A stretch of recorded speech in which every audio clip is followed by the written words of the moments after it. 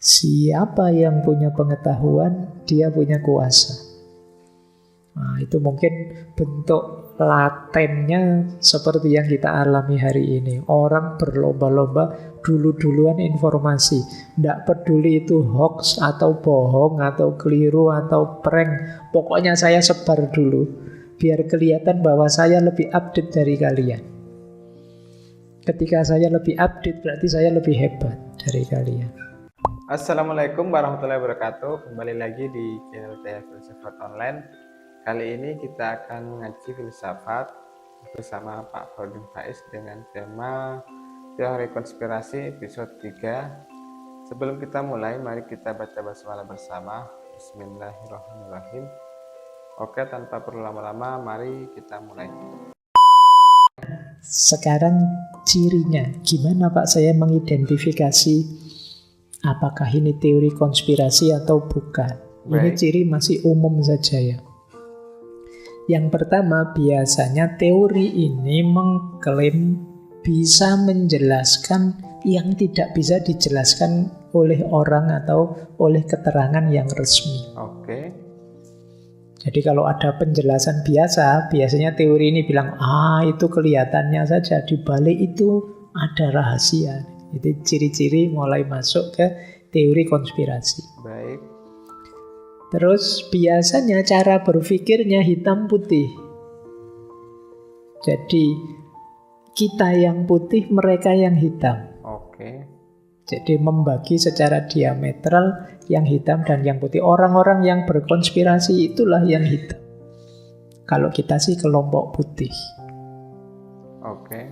Kemudian yang ketiga, biasanya mereka ini merasa hebat karena tahu hal yang rahasia yang orang lain tidak tahu. Itu yang membuat kadang-kadang kan kita juga ikut semangat nge-share cerita-cerita jenis teori konspirasi ini, karena rasanya kita itu bangga loh, saya punya informasi rahasia, kamu tidak punya, nih tak kasih. Jadi ada kebanggaan tersendiri kalau bisa bercerita sesuatu yang orang lain tidak tahu. Baik. Makanya hari ini itu kan era apa-apa informasi pingin cepat. Karena apa? Karena semakin cepat kita menginformasikan, ada rasa bangga bahwa kita lebih tahu duluan hal yang orang lain tidak tahu. Oke. Ini yang kadang-kadang jadi blunder hari ini. Balapan nge-share, padahal kita tidak paham yang kita share apa. Kadang-kadang yang di-share juga begitu. Kamu kok bagi WA ini? Kemarin saya dapat WA kayak gini loh, 3 kali malahan. Kamu langsung, wah kalah cepet aku, dan kamu kecewa. Baik. Jadi kamu tidak mikir yang kamu bagi itu manfaat atau tidak. Kamu hanya mikir ingin menunjukkan bahwa aku lebih hebat dari kalian. Kenapa? Aku lebih dulu tahu hal sepenting ini. Nah itu mental hari ini banyak sudah. Jadi perlombaan nge-share, kadang video, kadang ya ukurannya besar lagi. Ngabis-ngabisin kuota, tidak penting lagi. Kadang ada yang menjebak itu kan, di depannya kelihatan serius, di belakangnya ternyata enggak. Oke ya, itu logikanya orang hari ini. Ini mungkin imbas, jadi zaman dulu di era awal modern kan ada semboyan dari Francis Bacon bahwa knowledge is power. Oke. Siapa yang punya pengetahuan, dia punya kuasa.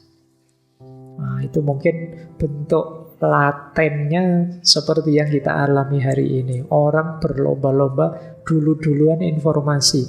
Tidak peduli itu hoax atau bohong atau keliru atau prank. Pokoknya saya sebar dulu. Biar kelihatan bahwa saya lebih update dari kalian. Ketika saya lebih update, berarti saya lebih hebat dari kalian. Oke. Baik. Jadi kadang untuk hal yang sepele, yang remeh-temeh itu kalian berlomba untuk lebih dulu tahu. Baik, jadi ini cirinya teori konspirasi. Lanjut ya. Kok bisa orang percaya teori konspirasi? Mengapa kok orang percaya? Setidaknya ada 3. Yang pertama tadi ya, membuat orang merasa istimewa karena tahu informasi yang rahasia. Baik. Yang kedua, membuat orang merasa hebat. Kita bisa melawan kelompok gelap dan kita adalah kelompok terang. Kita orang-orang hebat yang tidak bisa dibohongi begitu saja oleh para konspirator. Waktu orang cenderung percaya. Dan yang ketiga, ini yang mungkin lebih dominan, banyak orang lain yang juga percaya.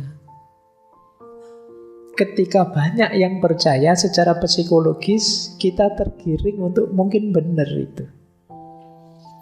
Kita pun akhirnya ikut percaya. Oke. Jadi, kalau viral kan kita cenderung lebih percaya. Hari ini kan perlombaan viral-viralan. Kita melakukan segala cara untuk viral. Kadang-kadang kita bikin trik. Saya sering sekali ditawari jual beli follower. Kalau 1.000 berapa, kalau 5.000 berapa. Itu karena ini peluang sebenarnya. Karena hari ini apa? Kalian kan mendewa-dewakan like and comment and share. Kalau tidak ada yang like kan rasanya duniamu gelap. Masa sebanyak ini yang nonton kok tidak ada satupun yang jempoli, tidak ada satupun yang nge-like, terus kamu gelisah. Itu mirip seperti ceritanya Jalaluddin Rumi tadi. Kamu menggantungkan kebahagiaanmu pada orang lain. Baik. Ya tidak akan ketemu kebahagiaannya. Kadang-kadang orang jempoli itu juga iseng saja kok. Postingan saya loh dijempoli ratusan orang. Ya yang jempoli teman-temanmu sendiri. Ada yang satu orang akunnya 20, ada yang satu orang akunnya 30. Baik, itulah mengapa orang percaya kemudian dengan teori konspirasi. Saya lanjutkan ya. Ini materinya agak panjang. Terus kita lihat ada jenis-jenis macam-macam teori konspirasi. Wacana ini agak menarik. Baik. Misalnya ada yang berteori 5 tipe teori konspirasi. Ini tentang agennya. Siapa sih yang melakukan konspirasi? Ini boleh dicek di bukunya Walker, The United States of Paranoia. A konspirasi teori. Ini membahas teori konspirasi juga. Dia menyebut ada 5 tipe teori konspirasi. Yang pertama tipe musuh dari luar. Yang kedua tipe musuh di dalam. Yang ketiga tipe musuh di atas. Yang keempat tipe musuh dari bawah. Dan yang kelima konspirasi kebajikan. Baik. Ini agak unik. Yang pertama musuh dari luar. Yang berkonspirasi itu orang-orang di luar kita untuk merusak kita, menjatuhkan kita.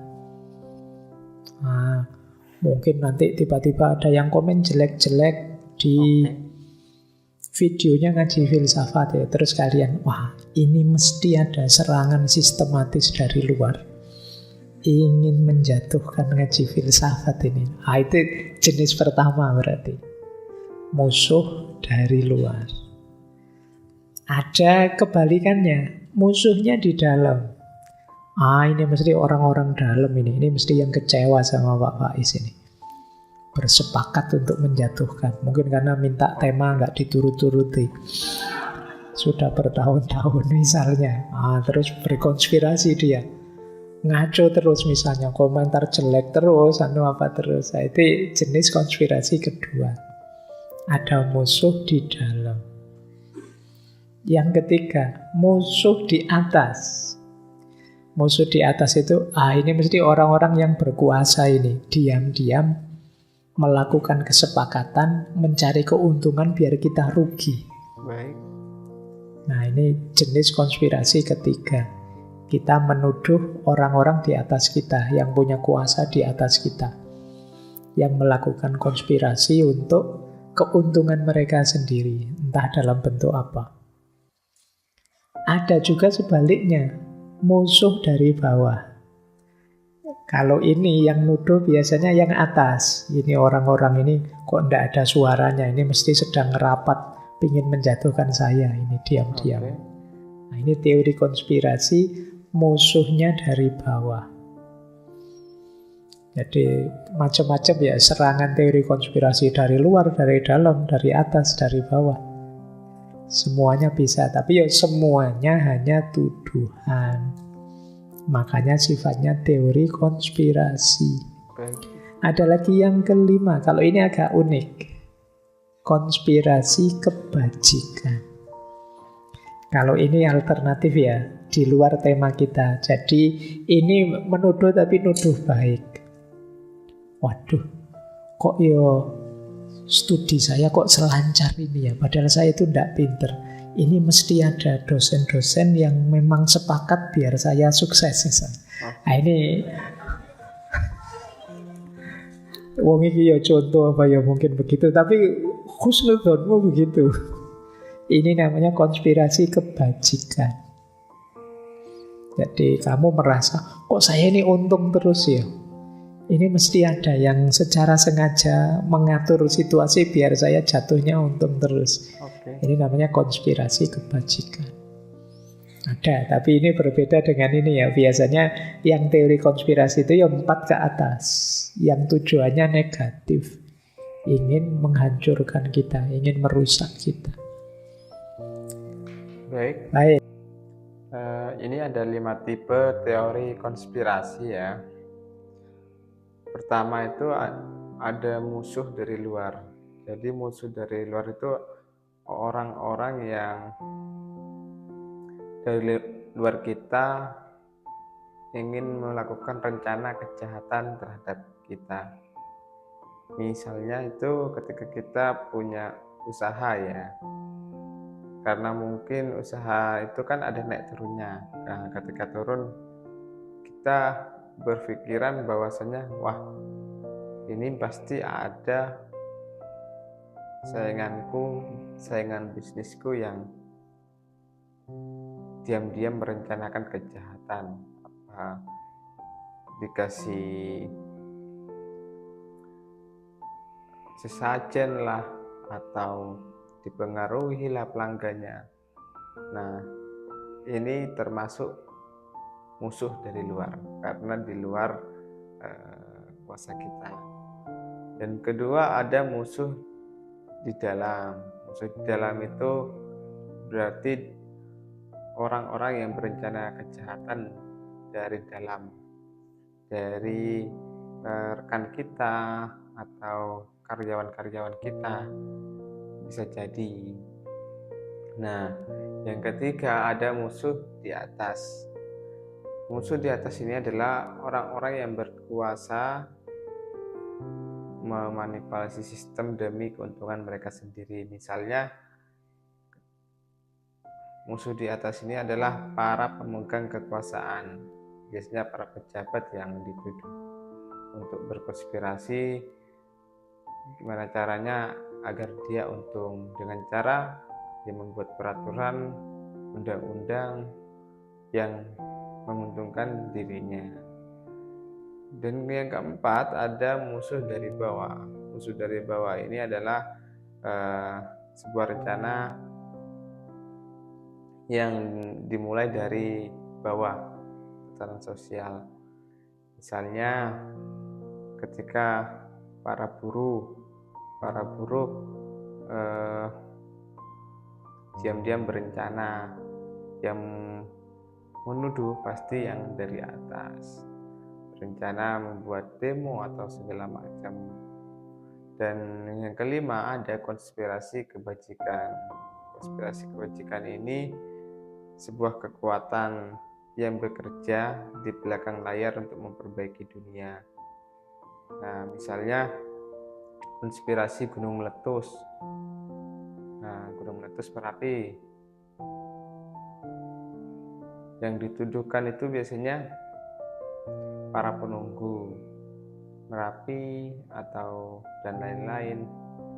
Mungkin karena mereka marah atau lain-lain. Nah, itu bisa jadi seperti itu ya, konspirasi kebajikan. Jadi ada 5 musuh dari luar, musuh di dalam, musuh di atas, musuh dari bawah, musuh konspirasi kebajikan. Itulah 5 tipe teori konspirasi. Oke, kita lanjut.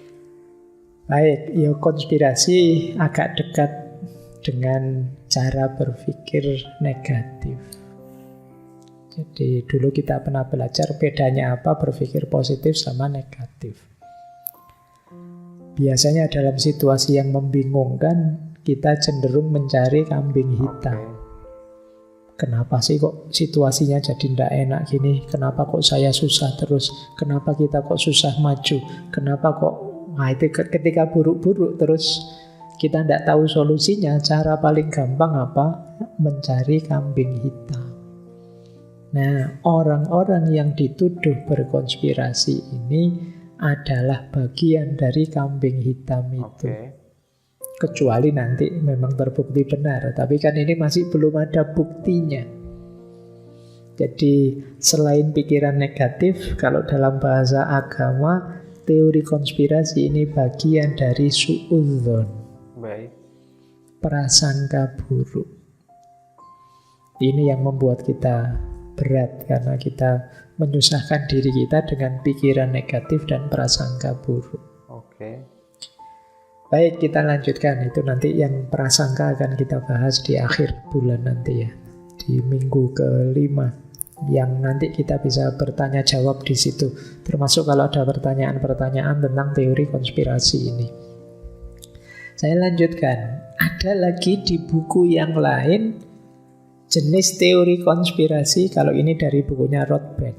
Baik. Dia ini seorang ahli ekonomi Amerika.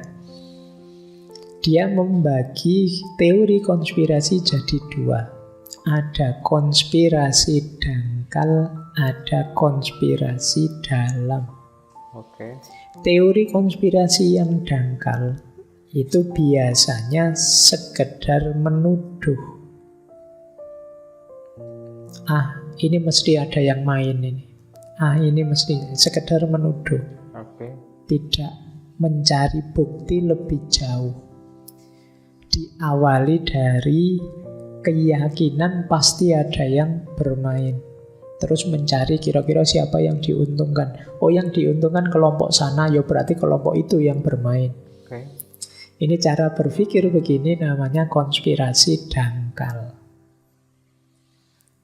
Ada yang lebih positif, namanya konspirasi dalam. Kalau konspirasi dalam, ini awalnya curiga. Ini mesti ada yang main. Tapi terus mencari buktinya, meneliti, mengobservasi, mengamati. Sehingga dapat bukti yang kuat, yang spesifik. Dari situ kalau memang sudah kuat dia baru menyatakan. Tapi kalau belum ada bukti yang spesifik, dia belum berani bilang. Nah ini orangnya dalam. Ya dia setuju teori konspirasi tapi dalam, tidak dangkal. Ya paling tidak semoga kalian ada di yang kedua lah, jangan yang dangkal. Kalau yang dangkal ini asal nuduh. Ya memang yang kedua lebih capek. Lebih ringan kalau main share saja, main bagi saja. Tapi kan ya kurang bertanggung jawab, apalagi kalian. Sebagian besar yang muda-muda ini kan harapan bangsa semua. Masa senjatanya hanya teori konspirasi, itu kan. Kamu nanti ditertawakan seperti konotasi tadi. Konotasinya ini sebenarnya merendahkan kalau kamu hanya pakai teori konspirasi. Cari fakta-fakta, data yang lebih bertanggung jawab.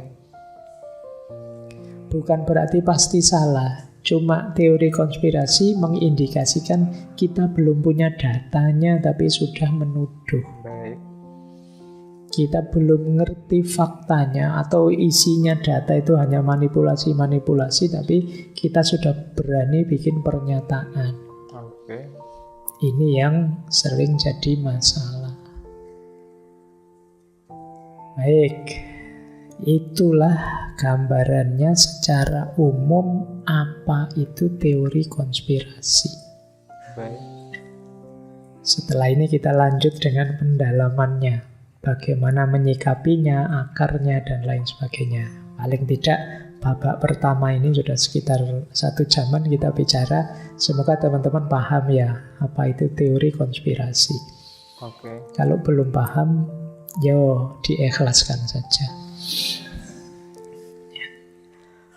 Kita lanjutkan. Boleh diselingi minum dulu. Oke, mungkin itu. Thank you yang sudah menonton sampai selesai. Mohon maaf apabila ada kata-kata yang salah, kurang lebihnya mohon maaf. Wassalamualaikum warahmatullahi wabarakatuh.